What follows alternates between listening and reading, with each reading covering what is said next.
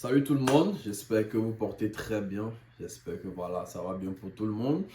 Nous sommes encore là pour une nouvelle vidéo. Merci à vous tous qui likez la vidéo, qui vous abonnez, qui partagez, n'est-ce pas? C'est vraiment un grand plaisir pour nous qui sommes une nouvelle chaîne, qui évoluons, qui grandissons et tout ça là.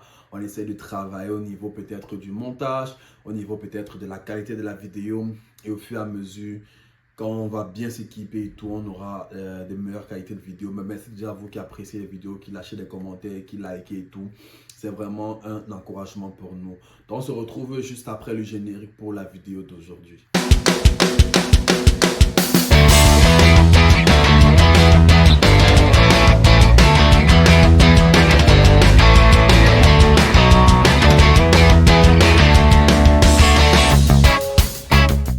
Donc voilà, aujourd'hui on va parler du Canada et des États-Unis. C'est vrai qu'il y a beaucoup de similitudes entre ces deux pays, mais il y a aussi beaucoup de différences. On va parler un peu, on va brosser un peu les différences et les similitudes et tout.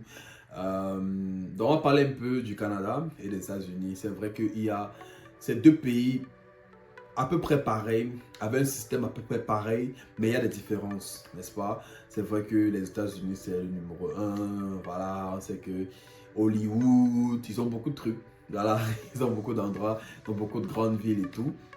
Voilà, ils ont New York, mais on a Toronto au Canada. Ils ont la Statue de la Liberté à New York. Donc on a la CN Tower à Toronto qui est, laissez-moi vous dire, la deuxième tour la plus grande au monde. Après le Burj Khalifa, c'est la CN Tower, la tour CN du Canada qui est la deuxième tour la plus grande au monde. Peut-être je peux me tromper. Si je me trompe, laissez dans les commentaires. Je pense que c'est pas si c'est maintenant la troisième. C'est quand tu as fait quelque chose en Arabie Saoudite, bien à Dubaï qui peut-être devait dépasser le Burj Khalifa.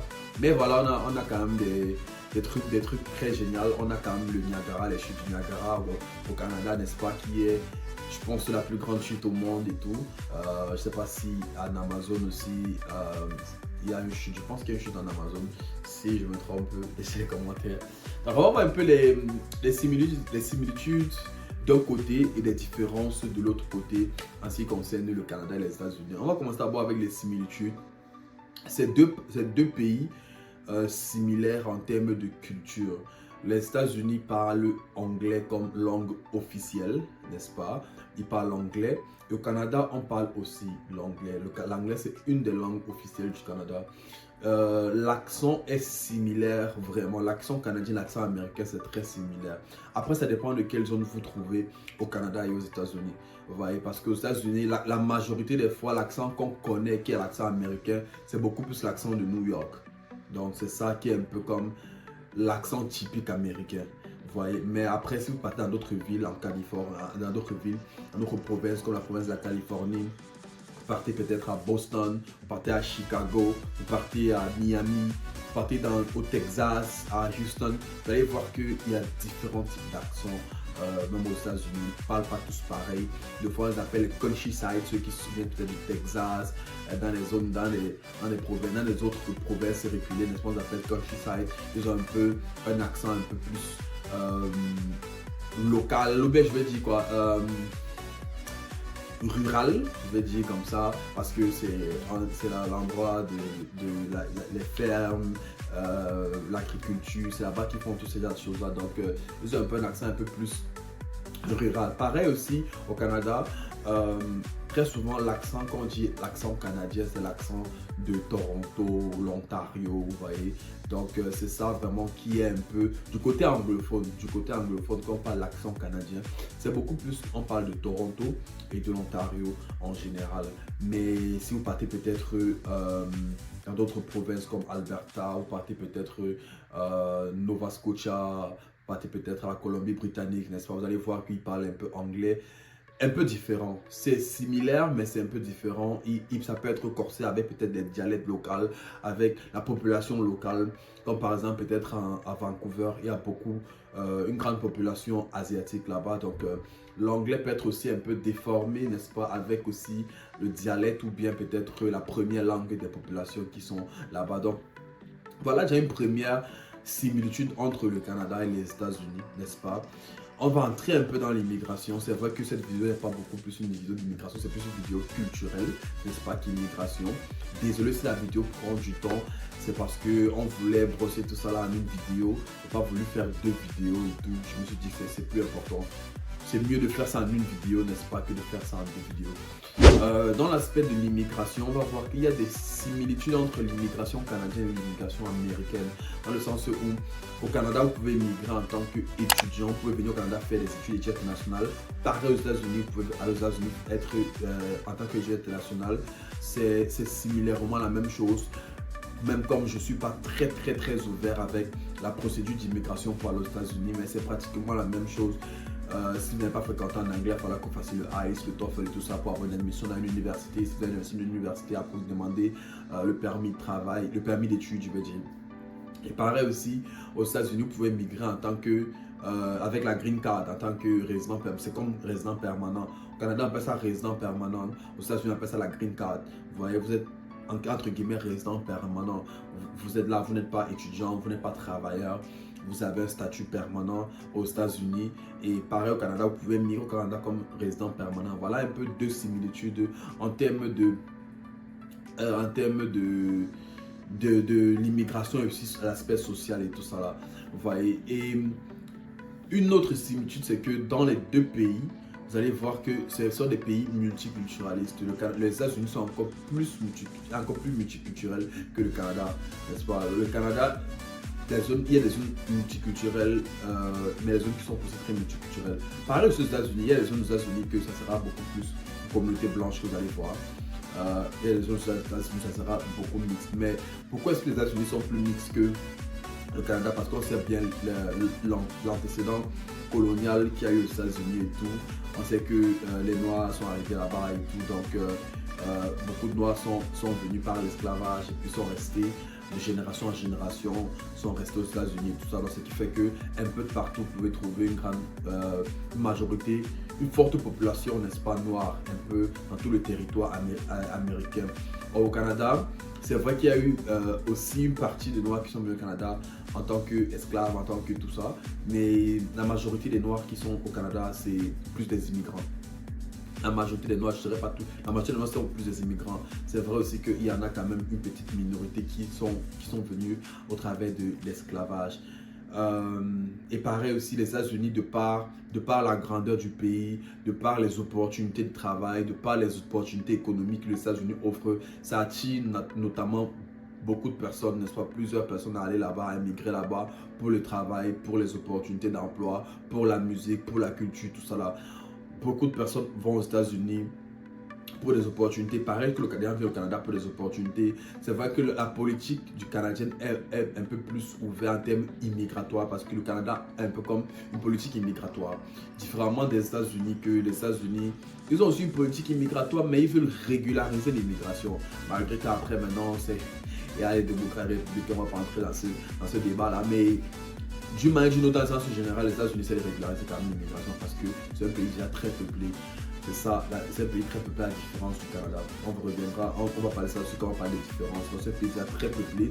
Il veut donc régulariser l'immigration. Mais avant de régulariser l'immigration, il y a des populations qui étaient déjà là-bas il y a déjà très longtemps.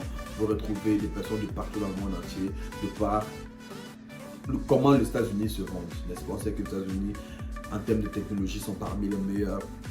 En termes de médias, ils sont parmi les meilleurs. En termes de musique, ils sont parmi les meilleurs. En termes de culture, de films, de tout ça là, ils sont parmi les meilleurs. Ils ont les plus grandes entreprises au monde, les États-Unis.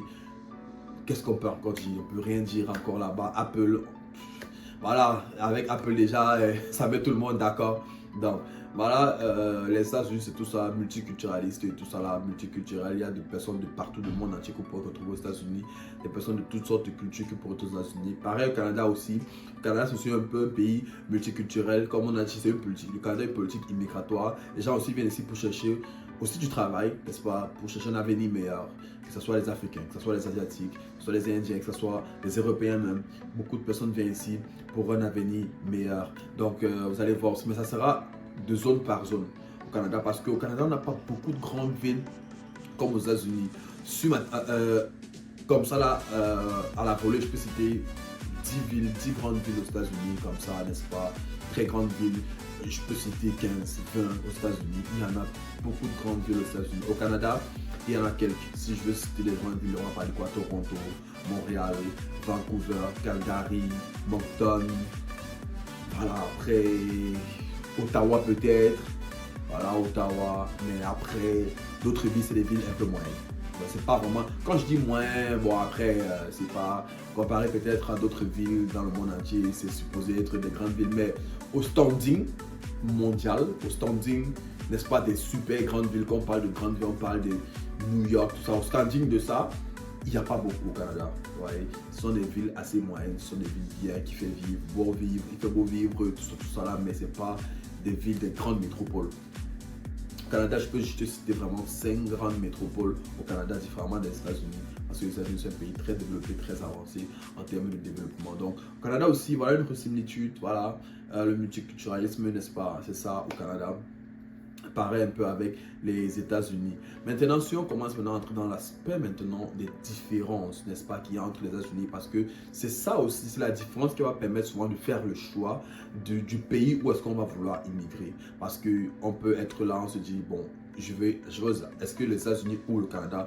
Une personne comme moi, lorsque je grandissais, je me disais, oh non, c'est toujours les États-Unis, les États-Unis, les États-Unis. Jusqu'à ce que j'ai eu mon bac, n'est-ce pas? Et puis, lorsque j'ai eu mon bac, je me suis rendu compte, wow, tiens, le Canada est là et tout ça là. On parle le Canada et tout ça là. Donc. Et puis, mes idées ont changé. Vous voyez? Et puis, dû au fait de ces choses que j'ai pu voir et tout, j'ai changé mes idées. J'ai mis au Canada, je suis venu en tant qu'étudiant, puis j'ai continué ma vie ici. Donc, voilà. Et c'est les différences qui vont nous permettre souvent de prendre la décision. Première différence, je vais dire en termes déjà du dollar, n'est-ce pas?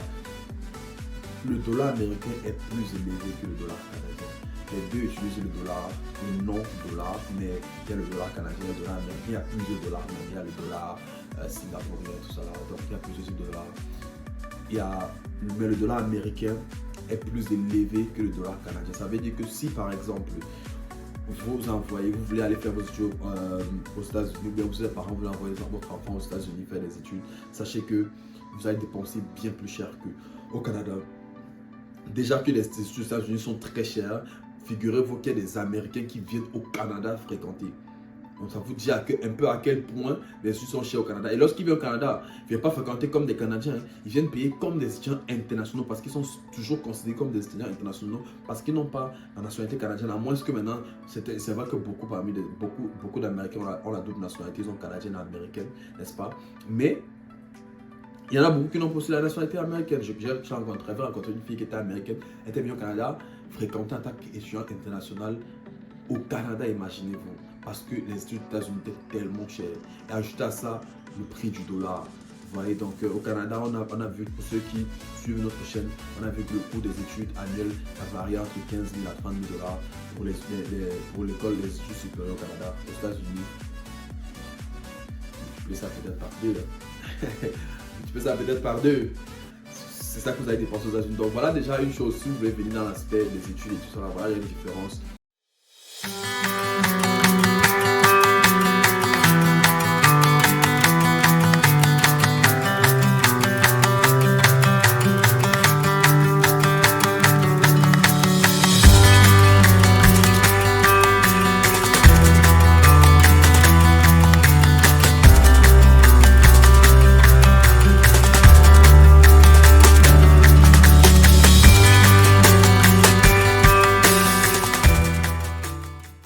Américain plus élevé et les frais des études aux États-Unis sont plus chers que le coût des études au Canada. Donc voilà déjà une première différence.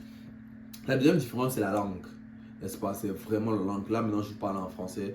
Nos auditeurs sont beaucoup plus francophones. Voilà. Mais aux États-Unis, il n'y a pas le français. Vous voyez? Du moins, il y a des communautés francophones, ça c'est sûr. Il y a des communautés asiatiques, comme je dis, c'est multiculturel. Tu vois, c'est un pays multiculturaliste. Mais le français, c'est pas une langue officielle.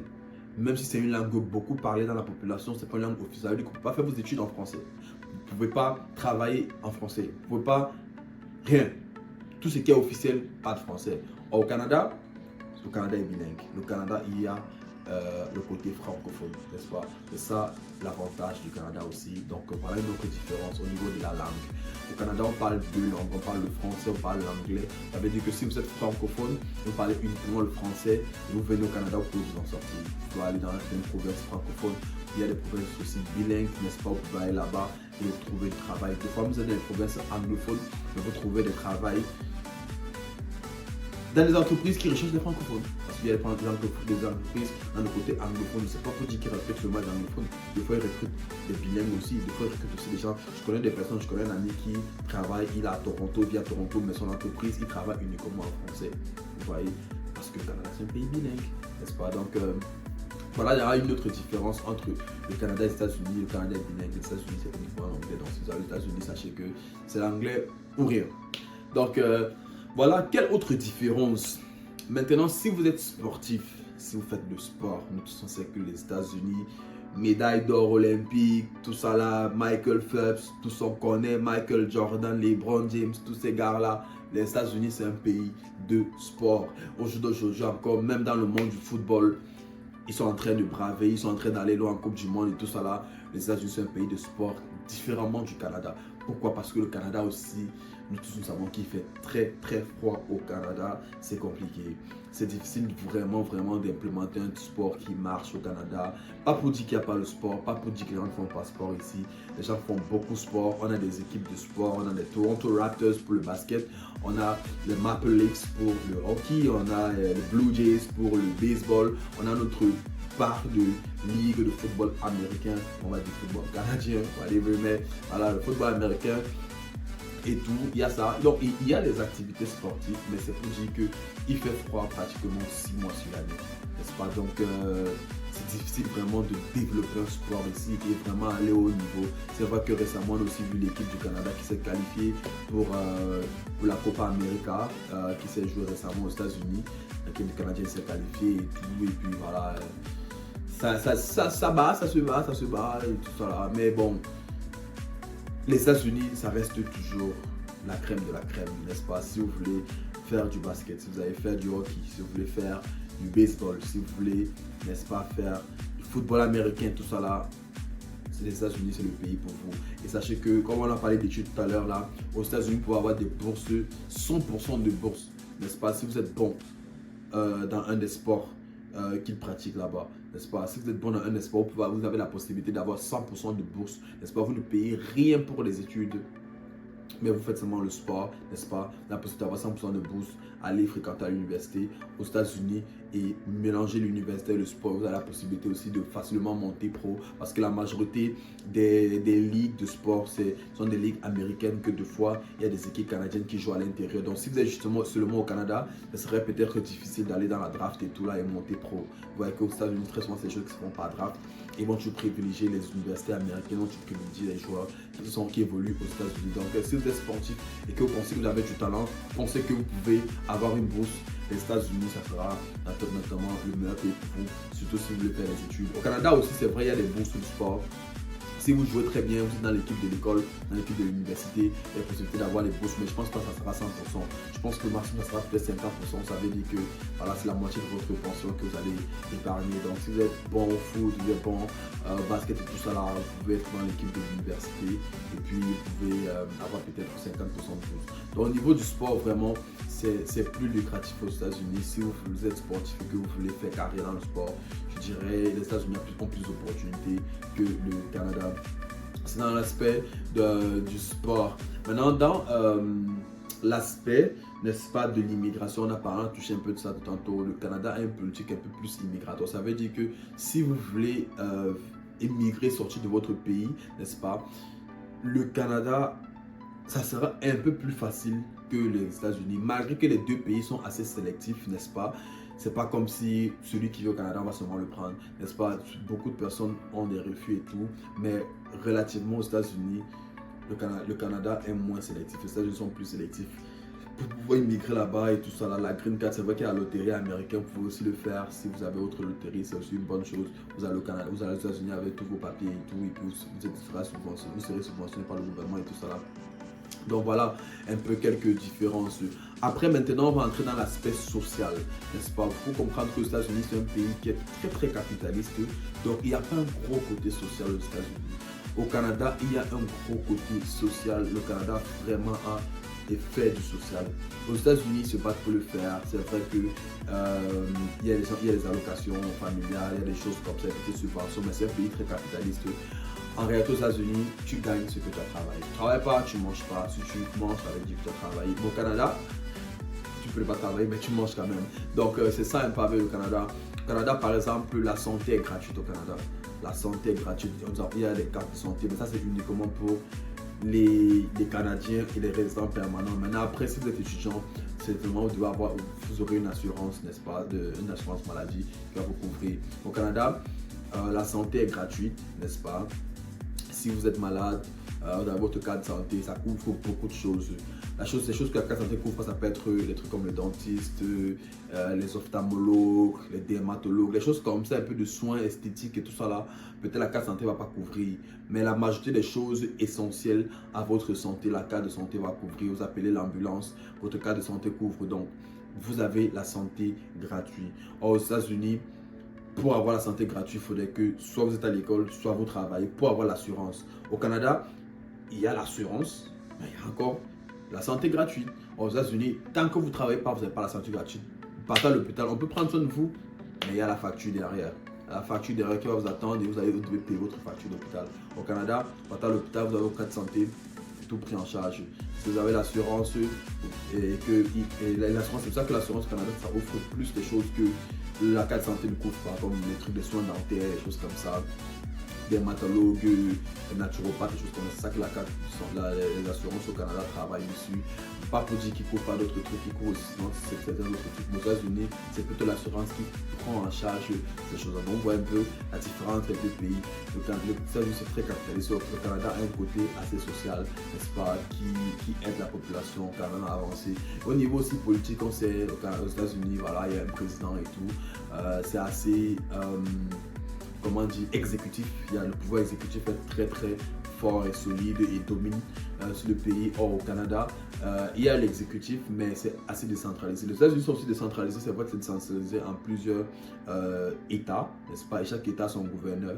Pareil au Canada, il y a plusieurs provinces. Chaque province a comme son gouverneur au premier de la province. Et puis, à l'échelle du pays, nous avons le premier ministre qui est entre guillemets, qui travaille main à main avec l'Assemblée nationale, parce que l'Assemblée nationale, le Canada a aussi un régime assez parlementaire, donc l'Assemblée nationale a aussi beaucoup de mainmise, n'est-ce pas, sur la politique canadienne. Donc le Premier ministre travaille main à main avec l'Assemblée nationale et aussi dirige. Et comme vous allez voir au Canada, on n'a pas de président et un Premier ministre. Pourquoi? Parce que le Canada fait partie aussi toujours du royaume anglais. Donc le roi d'Angleterre est aussi roi au Canada, malgré le fait qu'il n'est pas aussi présent qu'en Angleterre, il n'est pas aussi influent qu'en Angleterre, mais ça reste toujours un territoire de la Grande-Bretagne et tout, un territoire britannique. Donc voilà, c'est ça qu'on a un Premier ministre au lieu d'avoir un président. Les États-Unis qui ont eu leur indépendance ont un président au lieu d'avoir un Premier ministre. Donc voilà quelques différents similitudes, avantages, inconvénients entre les États-Unis et le Canada. On a touché un peu l'aspect du sport. Ça peut être aussi, on peut aussi parler de l'aspect aussi de la culture, de la musique et tout.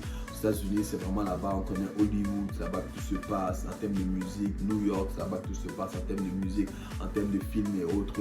Beaucoup d'artistes même, beaucoup d'acteurs. On les voit souvent dans les films, on pense aux Américains, mais en réalité ce sont les Canadiens. Pourquoi? Parce que beaucoup de Canadiens quittent le Canada pour aller aux États-Unis pour percer dans le sport, percer dans la musique, percer dans le cinéma, pour percer dans beaucoup d'autres trucs culturels. Et voilà, donc les États-Unis, c'est juste l'avantage là-bas. Donc à vous maintenant de voir un peu la différence entre les deux et tout, et voir un peu ce que vous allez prendre, n'est-ce pas? C'est vrai, au Canada, aux États-Unis, c'est beaucoup plus capitaliste. Et si vous êtes quelqu'un qui fait des affaires, c'est quelqu'un que vous émigrez aux États-Unis, peut-être il y a des chances que vous puissiez vraiment décoller en termes d'affaires et tout ça. Là. Si vous êtes un génie, Silicon Valley, on connaît, voilà, c'est là-bas que beaucoup de génies s'expriment et tout ça. Au Canada aussi, on n'a pas de Silicon Valley, on a certains endroits qui développent aussi des talents, mais voilà, c'est pas aussi émancipé en termes comment dire, en termes, dans l'économie en fait, l'économie canadienne n'est pas aussi émancipée comme l'économie américaine, et puis en termes aussi d'opportunités de business et de travail, c'est pas aussi émancipé dû peut-être à la population, parce que faut voir que les États-Unis, c'est peut-être 4 fois la population, 10 fois, peut-être 10 fois la population canadienne. Donc les États-Unis, c'est un grand pays. Imaginez-vous que juste la Californie, en termes de population, est plus grande, a plus de population que le Canada tout entier. Imaginez-vous. La province, l'État de la Californie a plus de population que tout le Canada. Or, le Canada, en termes de superficie, est plus grand que les États-Unis. Mais en termes de population, il n'y a même pas match. Les États-Unis sont bien plus grands. Enfin, je vais terminer avec le port d'armes qui fait souvent polémique et tout. Aux États-Unis, comme on le sait, il y a le port d'armes. Vous pouvez payer votre arme, du moment que vous avez une licence de port d'armes, vous pouvez payer votre arme de manière légale à la petite boutique du quartier et tout. Au Canada, c'est différent. Je pense qu'il y a la possibilité d'avoir une licence, mais c'est un peu plus strict. C'est pas tout le monde qui peut avoir une licence. Il faut vraiment avoir des raisons spécifiques et tout. C'est pas tout le monde qui peut avoir une arme. Même comme récemment, on a vu certains trucs, pas récemment, on a eu entendre souvent certains tirs et tout dans certains endroits un peu au Canada, mais bon, en général, c'est un peu plus sécuritaire. Je me rappelle quand j'étais à l'école, des fois, je rentrais à 2 h du matin à la maison, je marchais seul en route. J'avais pas peur, rien, mais bon. Après, c'est pas pour dire chaque pays a ses avantages, ses inconvénients. On va pas dire que le Canada c'est le pays le plus sécuritaire au monde, mais c'est juste pour dire qu'il n'y a pas le port d'armes au Canada comme aux États-Unis. L'espace est un peu plus sécuritaire là-bas, c'est un peu plus vissé ici au Canada. Donc voilà un peu la différence. Donc, si vous êtes quelqu'un que vous avez peur un peu des choses d'armes et tout ça là, au Canada ça serait un pays un peu plus pour vous. Donc sur ce, j'espère que la vidéo vous a plu. J'espère que vous avez tiré un message. Cette vidéo, j'espère que ça peut vous aider peut-être à vous qui hésitez entre les États-Unis et le Canada, et voilà, j'espère que ça peut orienter votre décision. Sur ce, je vous invite à partager la vidéo, liker et n'est-ce pas vous abonner, et on se dit à la prochaine pour une nouvelle vidéo.